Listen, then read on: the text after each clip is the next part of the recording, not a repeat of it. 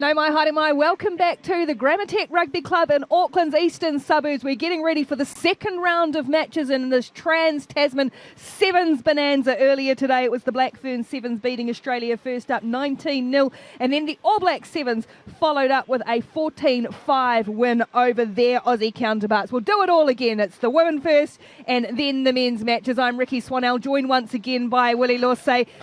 Love that sausage sizzle. It's going to kill me, the smell, pretty soon. Here's the Aussie team, and how good to see Chloe Dalton back in jersey number 11. She didn't play this morning, will make a long-awaited return to this Australian side. Dutoy Elliot Green also didn't play this morning. Georgia Hanaway, now we didn't miss her number, she just doesn't have one on her jersey. Higgins Ashby, Shannon Parry, her first performance today too, and Cassie Staples to start for the Australian team. The All Black Sevens warming up. They'll be out a little bit later. Caleb Clark, he might get a start perhaps in that match. We saw him get a bit of time earlier. Well, for New Zealand, they've really mixed up their side again. Shakira Baker, speaking of welcome returns from injury, Fitzpatrick, Te Tamaki, Willison, Kaka, Paul and Jasmine Hotham. These players, many of them didn't get a run. Only Fitzpatrick and Te Tamaki backing up. So some big guns on the bench and a couple sitting in the stands. You won't see Sarah Hirini or Portia Woodman or Kelly Brazier this afternoon. They're rotating their squads around. Perfect conditions, not a breath of wind. You'll hear the seagulls. That's because we're near the beach, and the chainsaw as well, because we're right in the heart of suburbia. And we are ready to go. Maddie Putz is our referee as well for this one. And it is Dalton who gets this match underway. Kaka who brings it down off the restart. So Willison and Fitzpatrick. There's a bit of experience there, and Fitzpatrick will certainly want to lead this younger New Zealand side. Here's Hotham, first touch for the young, exciting player. Te Tamaki and Kaka. Trying to step and weave her way back in field. Spins that one, and she's so elusive, Sheree Kaka. But they've wrapped her up well. Good tackle made by Parry, number one in the headgear. Great to see Shannon Parry back out there, and here's a little one-on-one earlier with a couple of powerhouses. Baker wrestled to the ground by Green. New Zealand retaining possession, but they've gone backwards, having to go down and make the low catch, and not quite as fluid as they would have liked just yet, New Zealand. And now there's some space for Hotham, and she's got plenty of gas, the little playmaker, and she'll always back herself too. Staples is chasing for Australia. She's looking for support, Hotham. I don't think she's going to need it, and Jasmine Hotham will go 80 metres for New Zealand. First minute of the game, and it's all about possession. They controlled the tempo. They moved it from left to right. Shakira Baker taking a lovely run down the left-hand side, the tackle from Green, and then they moved it into the midfield, and this is where Hotham is at her best, because she gets a ball and then immediately just identified there was a massive gap, planted the air, well, just put the hammer down and said, see you later. Well, we've seen her through schoolgirl level, a star, and year 11, year 12, and to me perhaps even that first generation of young girls who grew up thinking I could be a professional rugby player, and she's making every post to win it, as the conversion is good as well. Is it from Tanika Willison, or was it just a wait? Oh, it was. No, it was good. We're good as gold. 7-0. Have a look at her though. Just staying aware as well. The lovely pop-up of the ball never dying. That's the great key to this New Zealand team, is keeping the ball alive. Kaka with a lovely offload from the ground, and Hotham did the rest. That's me, I put you wrong. It's when you look away, the conversion was away. So 5 points to 0. And Tanika Willison, who was so impressive for Waikato in the Wharapana Cup last year, returning to 15s, takes a key role in this Black Ferns side. Dalton, there's those AFLW skills, leaping high, it's knocked back, and tricky for Australia to bring up Staples.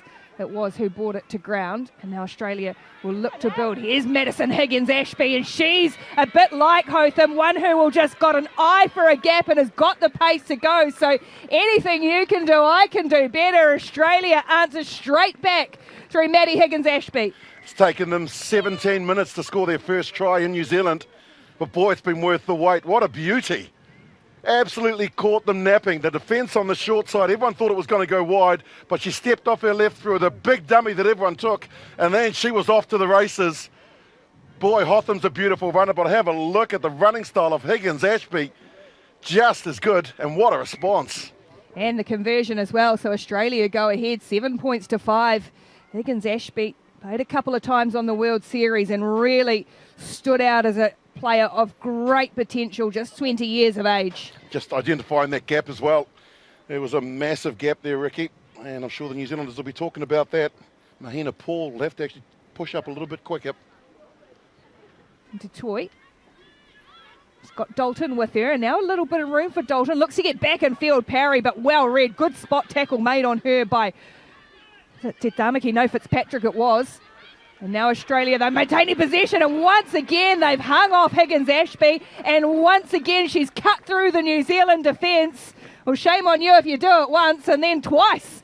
Higgins-Ashby will go in under the sticks for Australia. Well, she picks up a double in less than 3 minutes, and it's just about that ball control that we talked about this morning. They had no possession at all.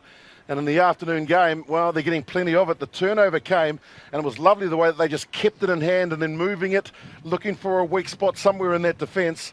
And Higgins-Ashby, boy, twice she's run down that right-hand side and twice she's been rewarded.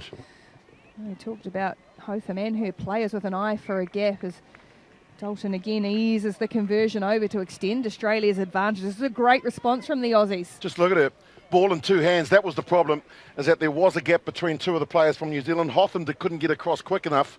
And then all of a sudden, Higgins-Ashby says thank you and goodbye. Williams shows and then just goes into contact. Needs Faliafunga to come and help her clear out and does well. Nice Faliafunga. Kaka across the face. She's got Flula with her, running a little bit sideways though, Sheree Kaka, and she's given up loose possession, and Australia might look to make them pay here. Staples it is, who's just a few metres short of the line. Australia get the penalty too. Good chance for them before the break. Kaslik onto the field, and they want to get on with things. Dutoy one-on-one with Williams, one way, then the other, looks for the support. It comes in the form of Parry, who's wrapped up nicely by Fitzpatrick. It's good defence from New Zealand at the moment, but now Kaslik will look to take them on. Ball back in field for Dalton, almost at the line, caught just short. Good tackle again. They're scrambling well, the Black Ferns, but Australia pressing for their third try of the half. And they crash over. Parry it is, and they will get there in the end. They could only scramble so much, and Australia make them pay. Well, the turnover on the left-hand side of the field really cost them, and then they just slowed it down. I thought Charlotte Kaslik had made the wrong decision here of going out to the right, but she knew better than I, and then just the power game. Give it to your big ball players and Shannon Parry, and she'll crash over and extend that lead by 14 points. Oh, kick it, Chloe Dalton. And that one is just away, but Australia will go into the halftime break with a handy lead over the Black Ferns, 19 points to 5. So it means Ellia Green's back on the field for Australia. Haven't seen her with ball in hand yet. Green. Kaslik goes for a big wide cutout ball, and it's taken in nicely by Dom Dutoy. Kaka's chasing her, and Poldy Lane's coming across. Good tackle from behind by Sheree Kaka, but Australia recycle nicely. Parry for Dalton in midfield. Are they going to try and release Green early? Here comes Ellia Green. Just had to check her run a little bit. So powerful and strong, but New Zealand know that. And Williams is ripped away, but loose in the carry. And Williams has stolen that ball back for New Zealand and gets the penalty. And gets on with it too. Niall Williams tries to catch the Aussies offside. Flula, Poldy Lane. Poldy Lane's got Kaka. She can draw in the defence, or instead she just goes through herself and then stops props and gives to Kaka in the end. Fitzpatrick. And Kaka now some space if she can find her way through the gap. Or Willison saw Green coming. Room outside now for Williams. Williams has got Faliafunga with her. She needs it. Can't get the ball away again. Great defence from Australia. That was Green, had gone a long way back. And the penalty too. Boy, this is quick pace. They're off. They're off again. Australia, they want to try and catch New Zealand napping once more. And now another big hit. This time comes in from the Kiwis. It's very tough and physical at the moment. More loose ball, turnover ball for Williams. And now trying to look wide for Kaka, who was also down in back play not that long ago. Little in and out, and she's got pace. Sheree Kaka gets rid of the defence and finishes off nicely. Well, they had to be patient, and in the end were able to finish well. Put it down to the class of Flula. Stacey Flula got the turnover way out on the right-hand side, and that's what led to the possession, and they shifted it out wide. She was calling for the ball, was Kaka, and it's just a simple one-on-one. Have a look at this. This is where she comes in, makes the spot tackle. All important, gets to her feet, and this is where the steal occurs. Then they go wide, and Staples couldn't stay with her, and New Zealand score first in the second half. Beautiful here. That ball there is gold. That is like honey, Manuka honey. Right on the money. And there goes Kaka in to score. You don't like honey? It's very early in the week. Still got a lot of sevens to get through this weekend if we're rolling that. But it's a good response from New Zealand. I'm pulling the Manuka honey out early. A good try from Orakei Domain. So New Zealand get themselves back into it. It's still Australia leading.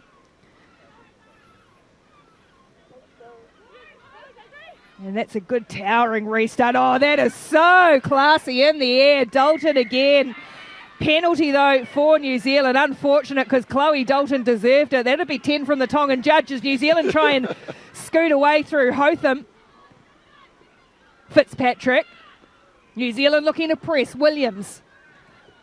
New Zealand need to score twice to get themselves back in front. Hotham should have too much pace here. Again, another good build-up. Ball control was good from New Zealand, and Hotham grabs her second. Tanika Wilson with a netball pass, more than a rugby pass, to actually get it into the hands of Hotham. She skipped a player, which actually created the space. Watch this. That was the pass that created the space for Hotham to go in and score. New Zealand well and truly back in this match. Have a look at that. Just a lovely loop pass, creating the space. She opened the account early, and now she goes in for her second of the game. Important try for New Zealand. And Reese Poldy Lane from the sideline is just away. So 19-15 Australia lead. A tick over in a minute and a half to go, and that is plenty of time in sevens. It really is. And the Australians guilty of just conceding some easy penalties, just giving them away. And have a look at that. Face of a superstar. I think in her bio too, Rick, she mentioned that it was the Olympic gold medal that really embraced her into sevens. I mean, there's such a great goal now, isn't there? Yep. Such a pathway for these young players and something to aspire to. We're going to see another whole generation hopefully watching in the next couple of months as well. Here comes Australia. Let's see if they can respond, because New Zealand have been good coming out of the gates in the second half so far. Australia still leading. And look at Fitzpatrick just ripping in some heavy contact. And Australia, they managed to hold on to it. No, it's one back from the New Zealand side. And now stepping is Flula. That dancing feet of Stacey Flula can't connect though. Kazakh, oh, that's been knocked down, and that will be a yellow card. Deliberate knockdown in sevens. Whoops, she pulled out the wrong one initially, but it is the yellow. And that's Orakei Domain. So New Zealand down to 6 for the final moments. Wow, that's a big moment in this game as well. You can see what the intent of Charlotte Kazakh was to actually move the ball. They had a 2-on-1, so she's quite lucky that could have been even more than the red card, or yellow card, I should say.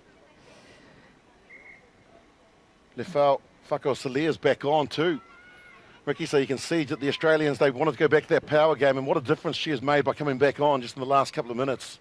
They're bringing Kramer back on as well, but New Zealand now down to 6. It's so enticing, isn't it? You put your hand up, but you just cannot do it without making the clean catch in this game. And so, Kazakh, and in fact, that is going to be full time. And no wonder she wanted to get it out of there. All over for Australia, and they level the series at 1-1, bouncing back in fine fashion. Australia beating New Zealand 19 points to 15 in the second game of the women's series.